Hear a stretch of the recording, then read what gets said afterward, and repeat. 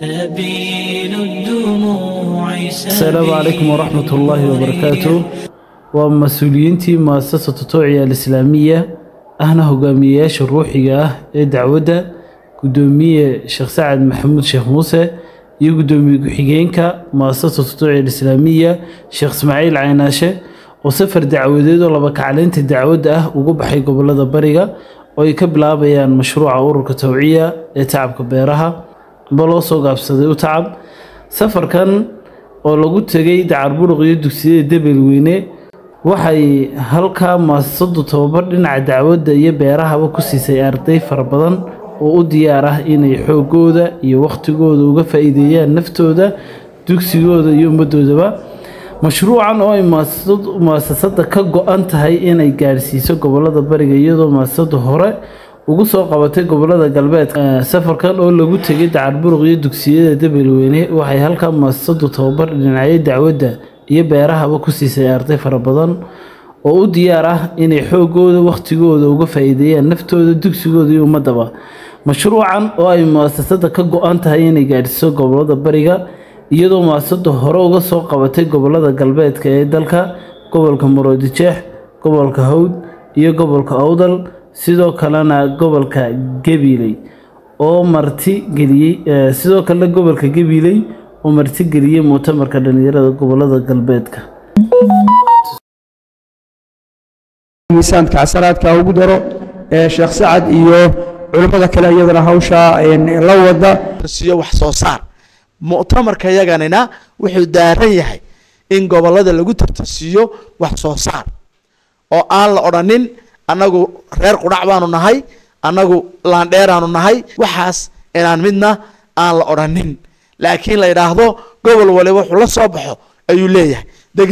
degmo waliba waxay qabsato ayay leedahay dhalinyaro waliba waxay qabsadaan ayay leeyihiin in sidaa loo fikiro wixii ikhtirac la sameeyay in markaa meel lagu tartansiiyo dabadeedna gobolkii guuleysta ee ay dhalinyaradiisu hore u dhaqaaqaan waayo hore loo soconayaa baa la yiri waa hadal wanaagsan hadalkaasi hore loo soconayaa in laga dhabeeyo oo hore loo wada socdo oo dhalinyarada la yiraahdo hore u socda dabadeedna bil sarfiyo la siiyo waxaan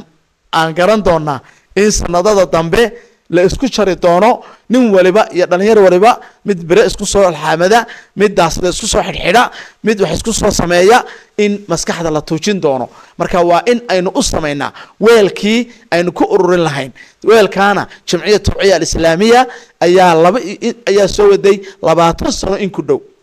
imika marka 20 sano soo dhow aan ku soo dhawaanay waxaanu damacnay inaan goboladii oo dhan gaarsiino marka gobolka Togdheer inay u diyaar garoobaan martigelinta dhalinyarada ee gobolada bariga doorka soo socda gobolada dalka runtii waxaan aad u dhiirigelinaynaa ama soo dhaweynaynaa mashruucan runtii labada qaybood isugu jira runtii dhalinyarada lagu wacyi gelinayo laguna kubcinayo laguna dhiirigelinayo wax soo saarka iyo akhlaaqiyadka wanaagsan iyo isku xidhnaanta iyo horumarka lala jecel yahay dhalinyarada gobol ahaan baa anagu mas'uulka ah aad iyo aad baan runtii u soo dhaweynaynaa waana runtii dhiirigelinaynaa xoogii berita bedeli lahaa hanaankan ama habkan aynu noolnahay haddii ay noqon lahayd waalidiinteen haddii ay noqon lahayd madaxda aynu nahay kuwii bedeli lahaa haddii ay noqon lahayd ganacsiga iyo horumarka waddanka laga doonayo iyo ictiraafka la doonayo cidda ay udubdhaxaad iyo saldhig u noqonayso ka faa'iideysan doona inay yihiin dhalinyarada baynu ognahay marka in aqligooda diiniga ah iyo maskaxdooda iyo waxgaradkoodana la kobciyo wax soo saarka waddankana la baraa lala dhiirigeliyaa runtii waanu ku ammaanaynaa in dhalinyarada la jiheeyo qaabkii ay u noolaan jireen wax laga bedelo marka hay'adan ama khayriga ah ee tawciyatul islaam haddii ay aqoontii diiniga ahaydna wado tii maadiga ahaydna inuu ka faa'iideysano waxaana leeyahay ilaahay miisaanka casaraadka ugu daro Sheekh Sacad iyo culimada kale iyadana hawsha la wada annaguna haddaanu nahay gobolka Gabiley waa taageerina waana dhiirigelina waana barbar istaagayna mashruuca iyo mashaariicda kale ee runtii lagu horumarinayo isdhexgalka dhalinyarada iyo